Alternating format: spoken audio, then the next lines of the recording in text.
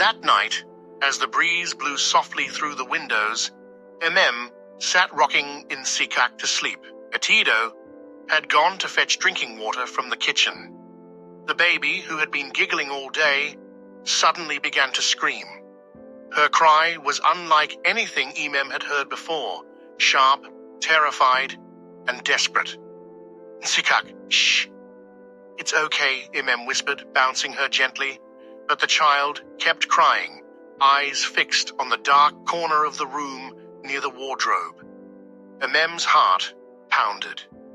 Earlier that day, Emem and her husband, Etido, moved into their newly bought house with joy and high expectations.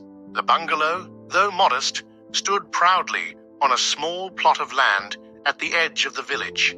For years, they had struggled in the noisy city, and this house was their chance at peace.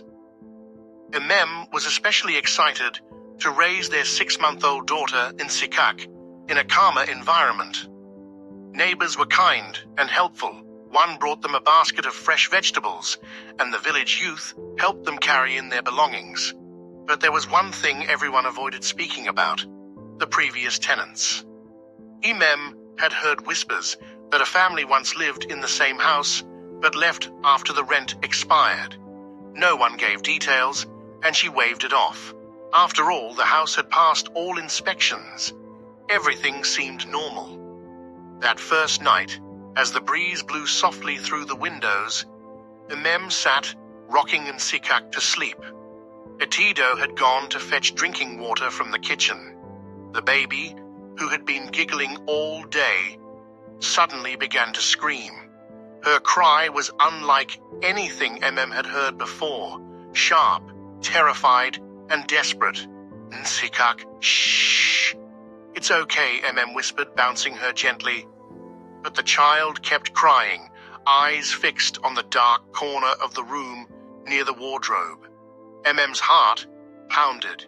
She turned on all the lights, but the crying continued for nearly an hour, until Etido returned. The moment he stepped in, the baby stopped completely. Is she all right? He asked, taking the child into his arms. She cried like she saw something. Etido, it didn't feel normal. He chuckled nervously. It's a new place. Maybe she's just adjusting. Emem nodded, though uneasily. But deep down, something in her spirit whispered, this is more than a baby adjusting. Something is wrong. That night, Emem barely slept. The next day, Emem tried to brush off the strange night. Maybe Etido was right, and Sikak was simply getting used to a new place. But something still didn't sit well with her. The way the baby had screamed, the way her eyes had locked on that one corner of the room, none of it felt normal. In the afternoon, Emem swept through the house, humming softly, as Sikak lay on her back, playing with her toes. The sun filtered through the curtain, giving the room a warm, peaceful glow. Just as Emem bent down to dust under the bed, Sikak's shrill scream cut through the air again. Emem stood up so fast, she knocked her head against the edge of the bed frame.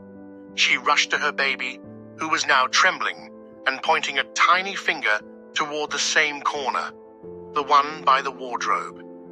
Emem stared hard, but there was nothing there. Just the old wooden wardrobe that had come with the house. She carried Sikak into her arms and whispered, "What is it, my baby? What do you see?" That night, as Etido snored peacefully beside her, Emem remained wide awake. She kept the lights on. Every little creak of the wooden floor made her flinch. She found herself glancing at the wardrobe every few minutes. Then, around 2:30 a.m., Sikak began to cry again. Emem sat up quickly and turned to the corner. Her blood froze. There, just for a moment, she saw a shadow, a woman standing silently, draped in a white wrapper, long hair covering her face. The moment Emem blinked, the figure vanished. She shook Etido awake. Etido, I saw someone. Someone was there. Etido rubbed his eyes. You saw what? A woman standing in the corner, just now. He sat up and looked around. There's nothing, Emem. Please, let's not scare ourselves. But Emem was certain. She held Nsikak tightly and began to cry. I swear, Etido, something is inside this house. The following morning, Etido tried to lighten the mood. He bought a kara from the nearby junction and made Emem a cup of tea. Maybe it's just stress, my love, he said gently. We've been through a lot with the move. Let's give it time. But Emem wasn't convinced. She didn't eat much. Her eyes remained fixed on Nsikak, who seemed unusually quiet. She wasn't her usual giggling self. She wouldn't even respond to her favorite toy. Later that day, Emem decided to visit their neighbor, the woman who had brought vegetables the day they moved in. If anyone knew the truth about this house, it would be her. Mama Neem, can I ask you something? Emem began, sitting on the wooden bench under Mama Nime's mango tree. Mama Nime sighed and adjusted her wrapper. You've started hearing things, haven't you? Emem's heart skipped. You know? That house. Mama Nime's voice dropped. The last family that lived there left without warning. The wife kept complaining that her baby would cry all night, pointing at corners, trembling in fear. One day, they were just gone. Why didn't you tell us before? No one ever believes these things until it starts. We begged the former landlady to cleanse that house. He said, it's nonsense. That's why she sold it very cheap to you people. That night, Emem insisted they pray before bed. Etido led the prayer, half-heartedly, and soon drifted off to sleep. Emem, on the other hand, sat up, clutching her Bible. At exactly 3 a.m., Nsikak began to scream. But this time, it wasn't just her cry that shook Emem. It was what she heard next. A whisper, soft, raspy, coming from the corner. Give me my baby. Emem felt ice run through her veins. The voice was close, too close. She turned, trembling, and saw the same figure. The woman in white, standing, arms stretched toward Nsikak. No, Emem screamed, grabbing the baby. You can't take her. The figure vanished again, but the voice echoed. Give me my baby. By morning, Emem was pale and shaking. Her eyes were sunken from lack of sleep, and her voice trembled as she explained everything to Etido. At first, he thought it was just another nightmare. But when he saw that Nsikak now had a strange mark on her arm, a long, thin scratch that hadn't been there the night before, he could no longer ignore it. We're leaving this house, Emem said with finality. I don't care if we sleep under a tree. We're leaving. But Etido shook his head. Let's not run. If this is spiritual, we must fight it spiritually. They agreed to seek help. By noon, they stood before Pastor Okafor, the village's respected spiritual pastor. Pastor Okafor, a middle-aged man, stared long and hard at Nsikak, who slept restlessly in Emem's arms. She is not crying because she is hungry, the pastor said in a deep voice. She cries because the dead visits her. Emem gasped. There is a woman. Her spirit lingers in your house. She once lived there. She died in that house with her child. What happened to her? Etido asked. The pastor walked to the altar and said some silent prayers. She was betrayed by her sister, he said. She took her life and buried her in secret in order to take her baby. But the baby died days later. Her soul cannot rest. She wants her child or any child in that house. Emem clutched Nsikak tighter. Please, what can we do? She wants her child out of the house, or she would take any child living in that house. She will torment your child until she takes her. The words hit them like a hammer. Pastor Okafor gave them candles and some Bible passages to read at night when the spirit would come. Return before sunset, he warned. Make sure you light the candle before midnight, or it may be too late. As they walked back from the church, the weight of Pastor Okafor's words pressed heavily on MM's heart.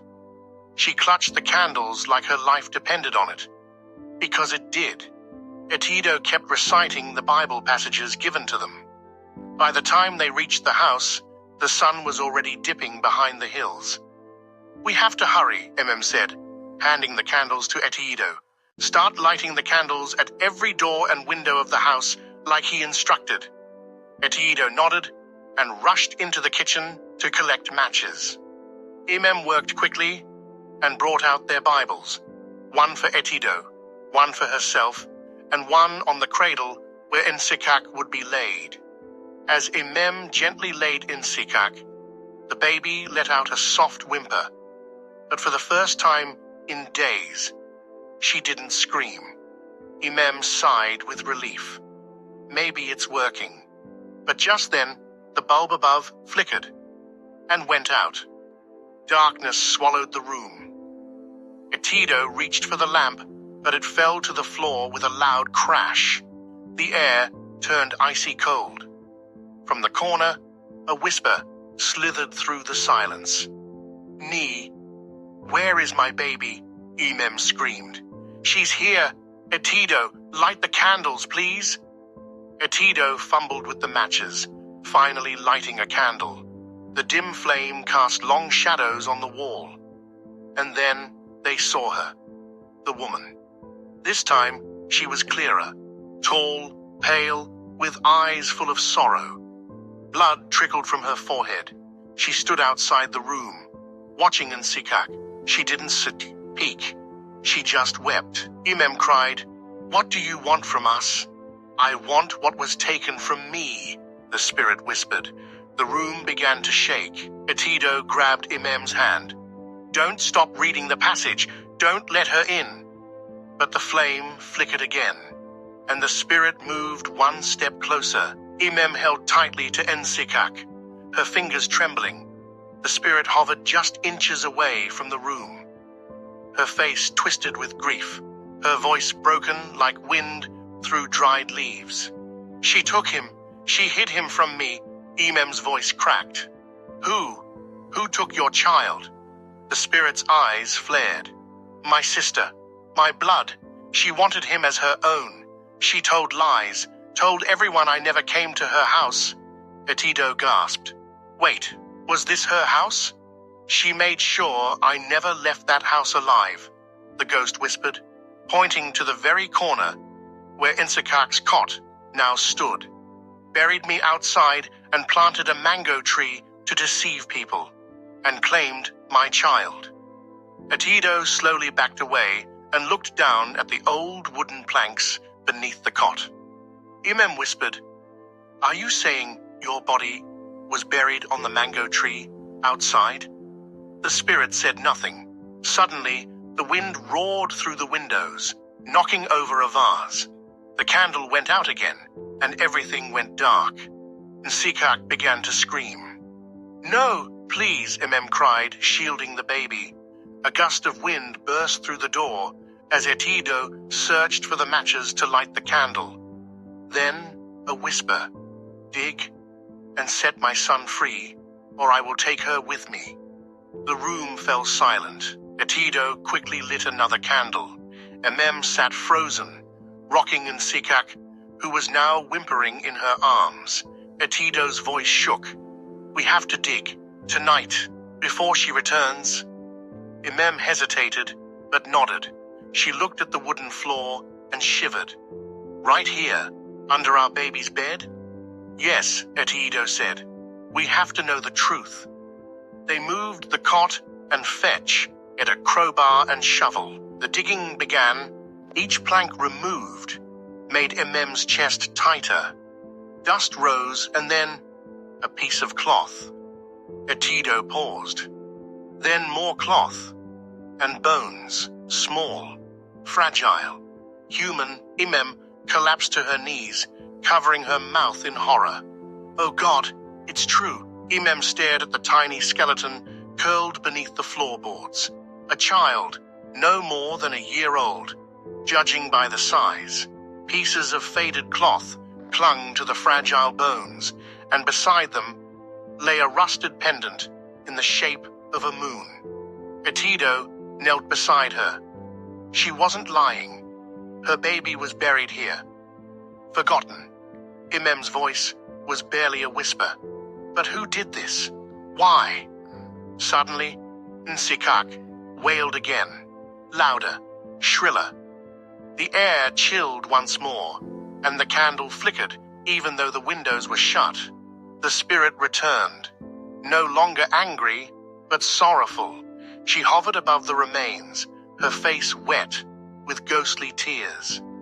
That was my son, Edekan, she said. My sister claimed him for herself after she poisoned me.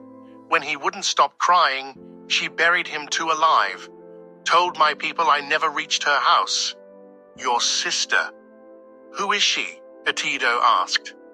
She still lives, the former owner of this house. Emem gasped. Auntie Loveth? She used to live here before we bought the house from her. The spirit nodded slowly. She sold the house to escape me, but she cannot escape judgment. Etido looked at Emem. We have to tell someone. The police, maybe. The spirit interrupted. Yes, return my child to the earth. Give us proper burial. Only then will I leave your daughter alone. The ghost began to fade slowly. Her voice echoed faintly. My son should be buried in 2 days under the mango tree. Say his name. Burn the clothes, or she will never sleep again. Then she vanished. Imem collapsed into Etido's arms, shaking. We've been living with the bones of a murdered child. Auntie Loveth, she murdered her sister. That spirit didn't just want peace. She wants truth, justice. So the next day, they made a quiet visit to Auntie Loveth. Auntie Loveth, a middle-aged woman, opened the door slowly. Emem, Etido, what brings you here? Emem forced a smile. We just came to say thank you for helping us get that house. We're settling in well. Auntie Loveth's eyes darted away. Yes, I told your husband the house has history. Emem's heart raced. You mean about your sister and son? Auntie Loveth stiffened. Who told you about her? I found her. Or rather, she found me. Auntie Loveth dropped the cup in her hand. It shattered.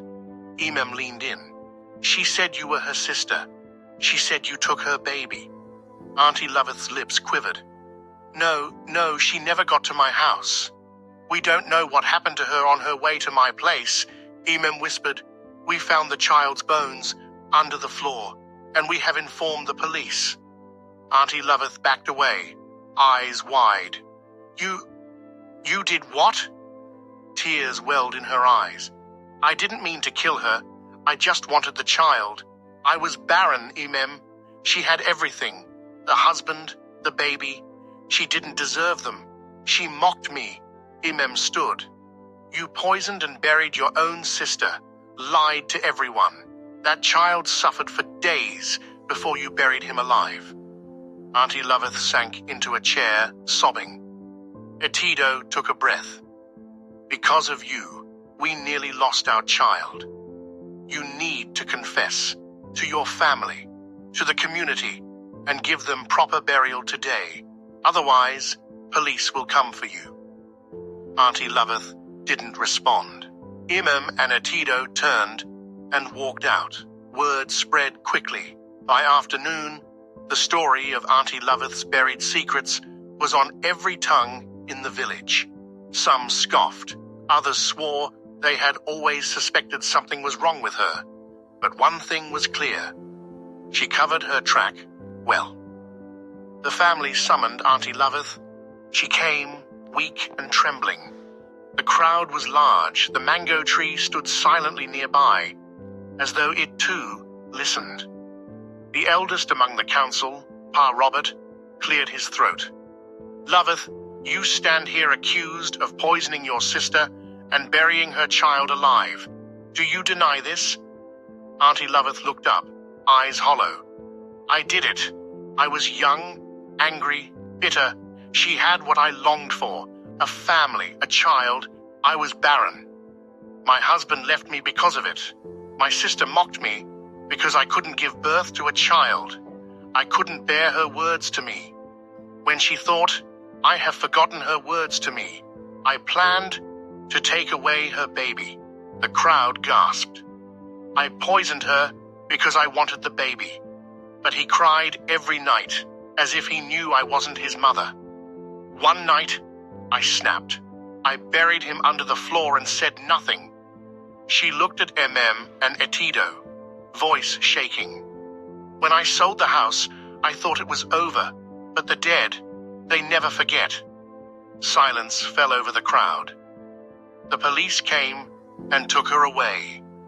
She would appear in court, her case would be decided, and maybe sentenced. The burial was performed that same day. Etido stepped forward, holding a small white box. Inside were the remains of baby Edikan, wrapped in a soft white cloth and tied with a string. The rusted pendant lay on top, a symbol of life, cut short. Together they said, "Edikan, rest in peace. You are remembered. You are loved." The house was also blessed by the pastor. A new grave marker was placed under the mango tree, bearing the name Edikan, a child finally remembered. Back at home, tucked Nsikak into bed. The baby smiled up at her and cooed softly. No more crying, just peace. Etido hugged his wife from behind. "Thank God for helping us. How could we have known that the house we bought with our hard-earned money was harboring such a secret?" This is a warning to all. Before you buy a house, do your findings. Let God guide you not to suffer what you did not know about. Emem nodded, and we gave the forgotten a voice. Outside, the wind blew gently through the mango leaves. A single feather drifted down and landed on the windowsill. A sign. Peace had truly come. This story teaches us that no matter how painful, facing the truth is the only way to find lasting peace.